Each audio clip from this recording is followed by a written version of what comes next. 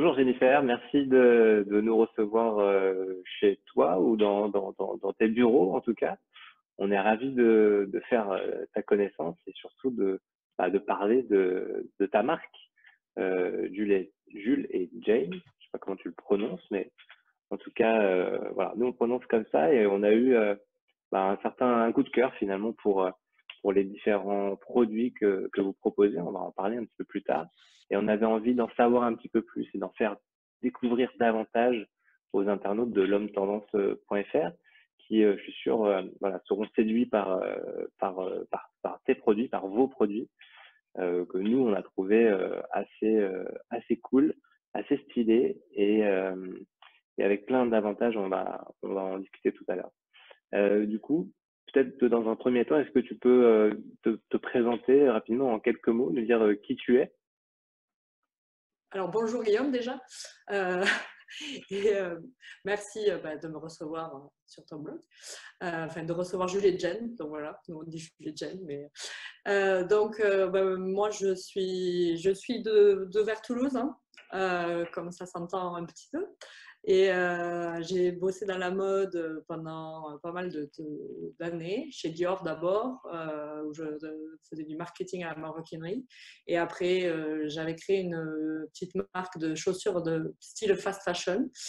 Et donc après ces 12 ans dans la mode et tour du monde en famille avec mes 2 enfants et mon mari, il s'est avéré que voilà, on a réalisé que continuer à consommer la mode de cette façon, que ce soit fast fashion, parfois aussi le luxe, c'est un peu, il y a quelques dérives.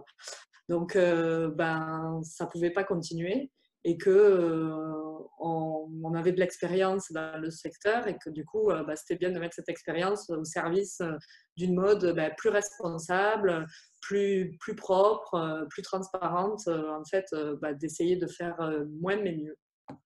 Et donc, D'accord. en rentrant de notre voyage, on s'est dit qu'on allait se poser et lancer cette aventure ensemble, ce qu'on a fait il y a 3 ans et demi.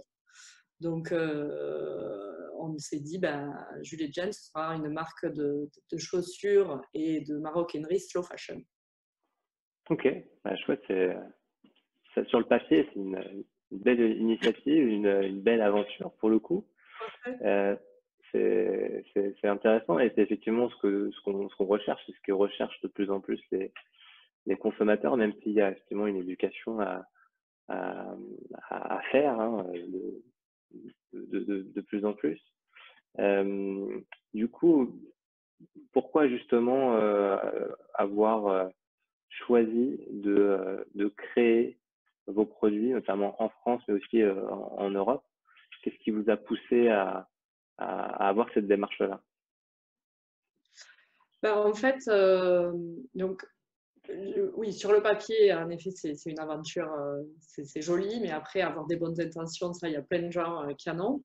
Et donc, c'est vrai qu'une des choses, en fait, qui est un peu un challenge quand on lance une marque de mode, c'est de trouver les ateliers qui vont produire justement les produits et fabriquer les produits. Et en Europe, donc notre choix c'est porté tout de suite sur l'Europe parce que l'objectif de la marque c'est d'avoir le moins d'impact possible sur l'environnement et d'être sûr d'agir avec la plus grande transparence. Et donc, pour obtenir de la transparence, le mieux c'est d'avoir le moins d'intermédiaires possible. C'est-à-dire d'acheter directement, si on peut, les matières auprès des fournisseurs, faire fabriquer directement auprès de l'atelier et ensuite vendre directement aux utilisateurs finaux pour être sûr que justement, entre-temps, il ne se passe pas on ne sait pas quoi et puis voilà, et ça devient pas responsable. Donc, pour créer une marque éthique, pour nous, il nous est apparu un des piliers, c'était justement que ce soit fabriqué le plus proche possible de la France, parce que notre marché, c'est la France, et que ce soit fabriqué sans intermédiaire. Donc, on est allé, au début, on voulait créer une marque 100% fabriquée en France. Donc, on a lancé des chaussures pour hommes, des chaussures, des sacs, des ceintures. Donc en sac et en ceinture, on a trouvé des ateliers dans le sud de la France, dans le Tarn, qui travaillent super bien le cuir et qui arrivaient à faire des produits à un prix accessible pour ce qu'on pense être une qualité, une super qualité. Le problème en chaussures, c'est qu'on n'a pas trouvé, il y a 3 ans, on n'a pas trouvé de fournisseurs d'ateliers de chaussures. Les seuls qu'il y avait en France il y a encore 3-4 ans, c'est ceux qui produisent pour des chausseurs de luxe.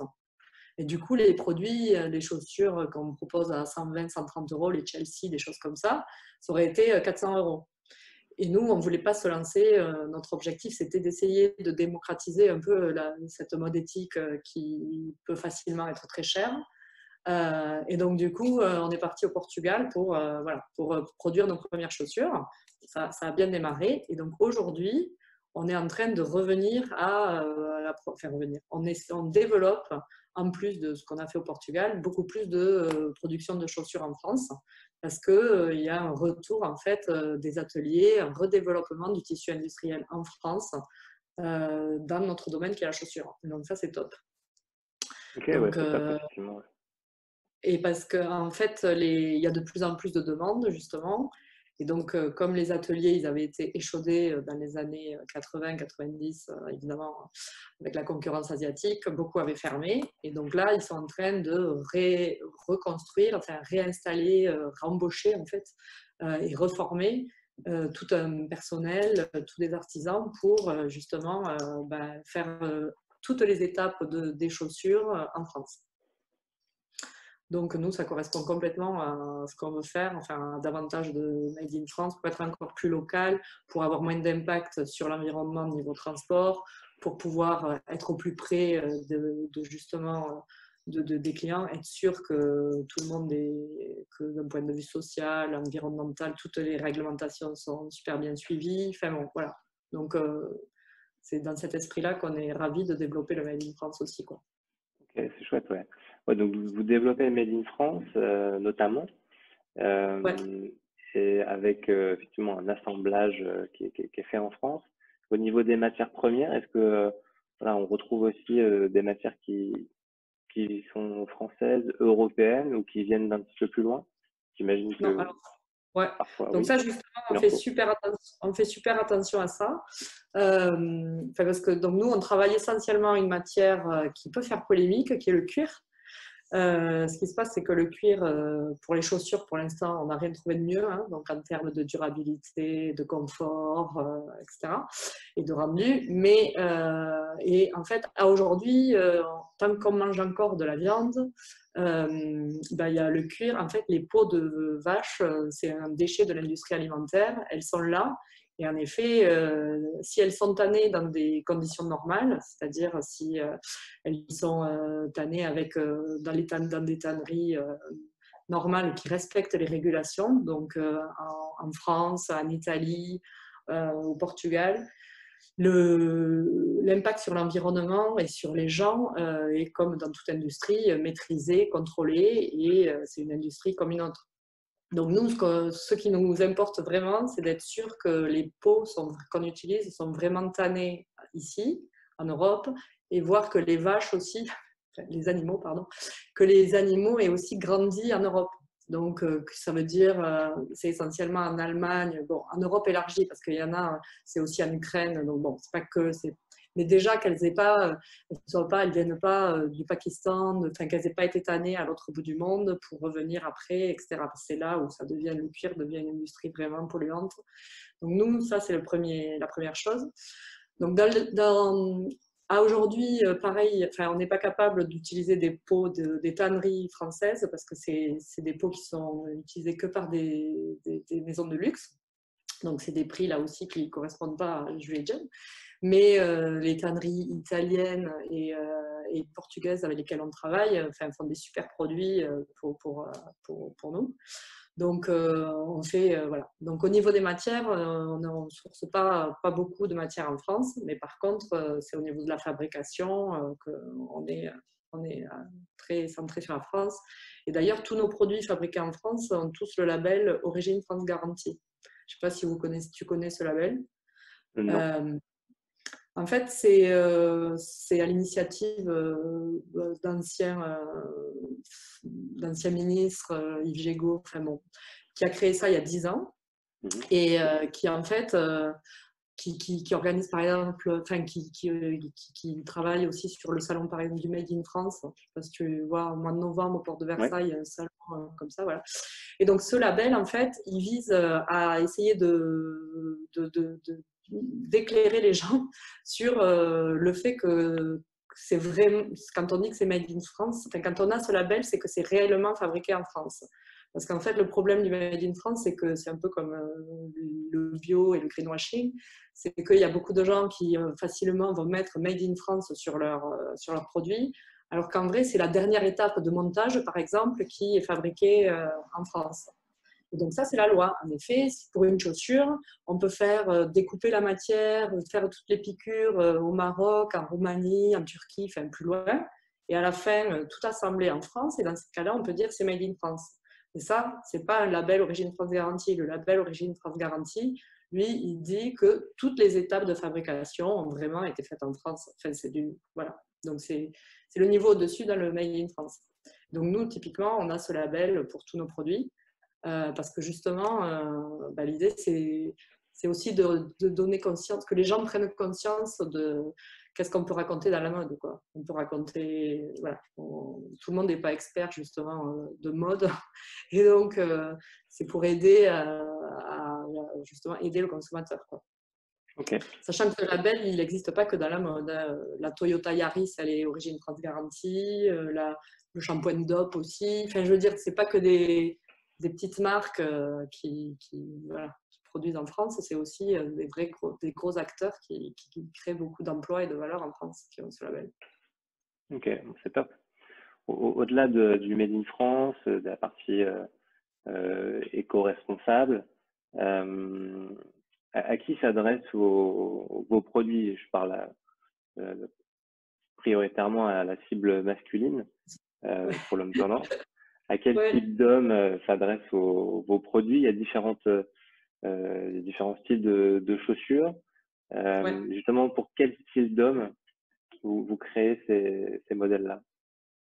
Alors, en fait, nous, justement, dans notre esprit, enfin, dans notre concept de slow fashion, ce qu'on veut, c'est que les hommes puissent garder leurs chaussures et envie de garder leurs chaussures le plus longtemps possible. Donc, on est un peu contraint dans notre création aussi par le fait qu'il faut que les modèles soient de style intemporel. Donc, on travaille donc, enfin pour nous, c'est donc pour des gens qui ont, enfin pour des hommes qui recherchent un style entre guillemets durable. Enfin, je sais pas comment dire, un style un peu voilà qui va pas celui qui chaque saison veut changer sa basket et avoir voilà ça c'est ça Intemporel, nous. voilà, qu'on peut Voilà, porter nous on veut donc tous les ans. voilà, et intemporel. Après, une fois qu'on a dit ça, si on fait que des intemporels, on ne vendra pas de chaussures parce que parce qu'en fait, il faut donner envie. Enfin, la mode, c'est quand même un achat souvent, enfin, un achat, oui, souvent d'impulsion. C'est un achat où qui exprime quelque chose de nous-mêmes. Donc, en fait, il faut que ce soit stylé. Et c'est d'ailleurs un des problèmes de la mode éthique en général, enfin pas de moins en moins, mais ça a été un des problèmes de la mode éthique au lancement de la mode éthique, c'est que c'était que des bonnets de péruviens et des ponchos qui étaient soi-disant éthiques, mais du Ouais. coup, personne n'en voulait. Donc nous, notre idée, en fait, et dans la mode pour hommes aussi, jusqu'à aujourd'hui, il y a beaucoup de marques de baskets éthiques. Donc, des baskets, bon, il y a Veja évidemment, mais il y en a même des petites marques, c'est souvent des baskets. Et donc, nous, notre contre-pied, c'est de dire que, enfin, on a aussi des baskets, évidemment, mais on propose aussi des produits plus urbains, en fait, que des baskets. C'est-à-dire des produits qui sont aussi pour une cible plus âgée que les vingtenaires, ça c'est sûr. Il y a des mocassins, des Et qui chaussures du coup bateau. recherchent aussi voilà, des mocassins, des chaussures bateau, l'hiver des Chelsea boots et des desert boots. Donc en fait, nous, on est sur un vestiaire plus classique, entre guillemets. Bon, et ça, c'est aussi un autre homme, quoi. C'est un homme qui, voilà, qui a plaisir parfois même le week-end, à mettre des boots en super cuir et un cousu Blake, et qui même, parfois, va même les mettre aussi en semaine. Enfin bon. Donc, on est sur voilà, on n'est pas que sur de la basket et pas que sur voilà, l'homme qui a toutes ses baskets plein ses placards. Ce qui est intéressant sur toute la gamme de chaussures, que Oui, ce soit des Chelsea Boots aux sneakers, en passant par les derbies ouais, ou les mocassins, on est sur une gamme de prix qui est finalement, j'allais dire, stable, aux alentours de voilà, oui. 100, 150 euros. Enfin, je crois que ça va pas au-dessus de 200 euros dans tous les cas. Enfin, c'est hyper cohérent en termes de prix, je trouve, et du coup hyper Ouais, accessible. La question, c'est ouais. comment vous faites justement pour proposer euh, des modèles de qualité comme ça, made in France ou made in Europe, à des prix aussi compétitifs. Alors, donc, déjà, bon, le modèle Made in France, là, on a la basket Made in France, elle est à 150 euros, donc elle est un peu presque 50% plus chère en effet que le reste de la gamme homme, mais donc ça, c'est en effet dû au prix de la main-d'œuvre. Mais en fait, donc, notre positionnement prix, il est dû au fait que, comme on ne passe pas par des distributeurs, donc on a beaucoup de nos concurrents ont leur site et vendent beaucoup en ligne, mais ont aussi un canal wholesale, enfin, vendent aussi dans des multimarques, sur des plateformes. Et en fait, un magasin multimarque, enfin, il multiplie son coût d'achat par 2,5. Donc, il est obligé de prendre une marge, enfin, ce qui paraît complètement normal, Ouais, ouais, bien sûr. puisque bien qu'il fasse tourner sa boutique. Donc, nous, on n'a jamais ça dans notre prix. Quand on définit notre prix, on n'a pas besoin de penser qu'il faut laisser un peu de marge pour un distributeur et partager la marge avec un distributeur. Nous, il y a juste nous et le client. Donc, en fait, ça nous permet ben, justement de faire le prix le plus bas possible. Et ça, d'autant plus qu'on ne fait pas de solde. Donc, vu qu'on ne fait pas de solde, nous, c'est notre prix. C'est comme un peu. Nous, on a un prix comme ça, là, alors que finalement, les prix des concurrents, c'est un peu ça. Je sais Ouais, pas si ok. c'est-à-dire que de manière générale, ils sont toujours à 50 euros de plus que nous, par exemple, et puis en solde, ils vont passer à 10 euros de moins, et puis après, ils remontent, et voilà. Tandis que nous, on a notre prix qui est justement, bon, celui qu'on appelle nous le prix juste, mais qui est voilà, un prix où on n'a pas besoin de rajouter de la marge parce qu'après, on sait qu'on va vendre 30% de notre stock en solde, puisque nous, on ne fait pas de solde. Ok. Du coup, les produits Jules et Jane sont disponibles où? Uniquement Alors en fait, sur le site ouais, internet? oui, voilà, c'est ça. Uniquement sur notre e-shop. Du coup, alors ça, c'est le problème de ne pas avoir de distributeur. Donc, le prix est mieux, mais par contre, on est moins présent, on n'est pas présent ailleurs que sur notre site, ce qui, pour se développer, est aussi quand même est un frein à notre développement parce que du coup, il faut faire venir les gens sur notre site. C'est plus compliqué de rayonner dans toutes les villes de France. Enfin, si on c'est plus facile d'être distribué, c'est sûr, dans des boutiques dans toute la France pour faire essayer ces chaussures. Mais voilà. Mais ça, c'est un choix. Enfin, de toute façon, c'est vraiment notre choix et on veut rester sur. On pense que le fait que le produit soit accessible, c'est clé pour que les gens s'habituent à consommer plus responsable, plus éthique. Et je ne sais pas si tu as vu, mais sur chaque produit aussi, on explique sur chaque fiche produit, on explique le prix de la matière, le prix de la fabrication, notre marge. Donc Tout ça, à c'est fait, la ouais. vérité, hein. Et du coup, justement, ça, c'est un peu, enfin bon, ça peut paraître rébarbatif, mais en vrai, enfin, c'est vraiment pour expliquer, ben voilà, c'est pour ça que regardez la basket faite au Portugal et celle faite en France, ben vous voyez, la différence de prix, elle est là et là. Donc voilà, donc pour nous, c'est hyper important ce positionnement de prix là où il est, et on aime bien, enfin, on n'a pas peur d'en parler, quoi. Ouais, c'est intéressant et ça se fait de plus en plus. Moi, je le vois régulièrement. Je l'ai vu Ouais. dans l'univers de la mode, je l'ai vu dans l'univers de l'horlogerie aussi. des marques de Ouais, montres françaises qui sont transparents sur les coûts, hein, des produits, de la main-d'œuvre, sur les chemises aussi. J'ai vu ça récemment sur une marque de chemise française qui fait fabriquer ses produits un peu en France, Portugal, Espagne, qui est aussi ouais, totalement transparent et qui distribue ses produits aussi uniquement via son e-shop. Donc c'est une tendance qui est voilà qui est en pleine croissance.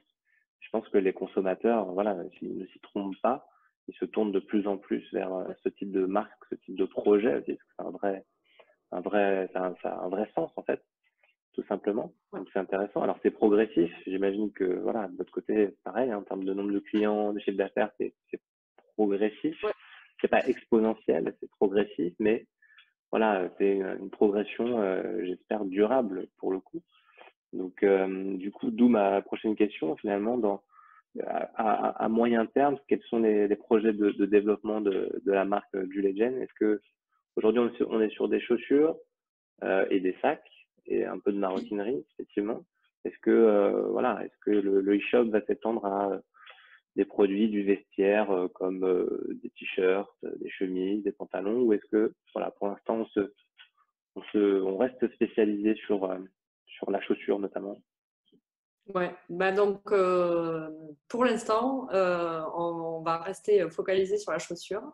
Donc là, l'objectif, c'est de plutôt continuer à étoffer la marque, la gamme, pardon, D'accord. et améliorer nos produits actuels, parce qu'en fait, ça aussi, c'est un peu de l'amélioration continue.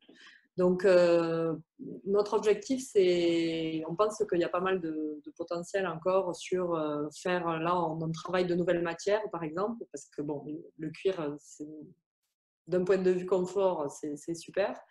Mais on veut aussi tester si demain, vraiment, si dans 5 ans, vraiment, on ne mange plus du tout de viande, il faut quand même qu'on sache en quoi faire nos chaussures. Donc, bon, j'y crois moyen à ça, mais quand même, on essaie nous aussi, enfin, c'est normal aussi, quoi, d'essayer de voir ce qu'on peut faire différemment.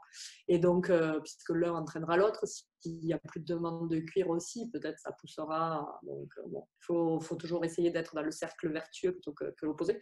Donc, du coup, là, on teste des nouvelles matières. Donc, sur l'homme, on regarde des chaussures, peut-être des baskets en laine. Enfin, on travaille là sur une gamme de sacs à dos pour hommes en nylon recyclé. Enfin, on est très, voilà, on espère sortir ça à la rentrée. Donc, on est pas mal avancé. Donc voilà, donc on a encore plein d'idées sur nos catégories actuelles. Et en plus, franchement, la chaussure, c'est un peu technique, quoi, enfin, j'imagine que la chemise aussi, ça doit être technique, hein, parce que moi, j'y connais rien, donc à la chaussure, mais à la chemise. Mais la chaussure, c'est un peu technique, et du coup, là, on sent on est en train de progresser dans notre domaine, et donc, en fait, je trouve que c'est bien de continuer, quoi. Donc, en fait, D'accord. si on veut ensuite se développer plus fortement, ce sera plutôt on ira peut-être voir d'autres pays plutôt que d'autres, mais en restant toujours dans la chaussure. D'accord. Et Comment vous arrivez à progresser du coup? C'est beaucoup avec des retours clients, en vous créant une communauté, peut-être Jules et Jane, oui, on a qui vous, en fait, qui on vous fait pas apportent mal, par voilà, exemple, du feedback? oui, pardon. Oui, on fait pas mal de parrainage, par exemple. C'est quelque chose qui marche bien chez nous. Donc voilà. Sinon, bon, évidemment, on est présent sur les réseaux sociaux, mais ce qu'on voit, c'est que oui, c'est vraiment les clients qui parlent le mieux de nous, quoi. Et ça nous aide. On travaille un petit peu donc sur Facebook, etc. Parfois, on fait de la pub également. Enfin, bon, on a quand même on essaye de se faire connaître parce qu'on a besoin, enfin, on a besoin d'atteindre une certaine taille pour justement être rentable et être sûr d'être pérenne, voilà, pour plusieurs années. En tout cas, j'ai l'impression de vous voir souvent, notamment quand on cite des marques qui font du Made in France. Je vois régulièrement sur toutes ces plateformes qui parlent de Made in France, qui mettent en avant des marques, des produits Ouais, fabriqués en France. C'est pour ça que je me suis intéressé à la marque et aux produits, parce que j'en ai beaucoup entendu parler. Je l'ai beaucoup ouais. vu, notamment, oui, sur les réseaux sociaux, mais pas que. Donc, je trouvais intéressant de s'y intéresser. Et voilà, on espère que ça va continuer, en tout cas pour vous, pour la marque des Merci. gènes. Et voilà, on va vous suivre Bon, super. encore. On va suivre la progression et puis on n'hésitera pas à mettre en avant les produits coup de cœur, en tout cas. Bon, ben super. Ben, merci beaucoup pour votre Bon. temps, ton temps, pardon. Merci, et merci à toi Et d'avoir discuté de ta marque et de tes produits avec autant de passion. On espère vous retrouver très bientôt pour, pourquoi pas, voilà, de nouveaux produits. On sera ravis d'en discuter une fois de plus et de les mettre en avant sur notre site. ben, merci beaucoup. Bon, bah, je te souhaite une bonne journée et puis à très Ouais, bientôt. à bientôt À alors. très vite. Merci pour tout.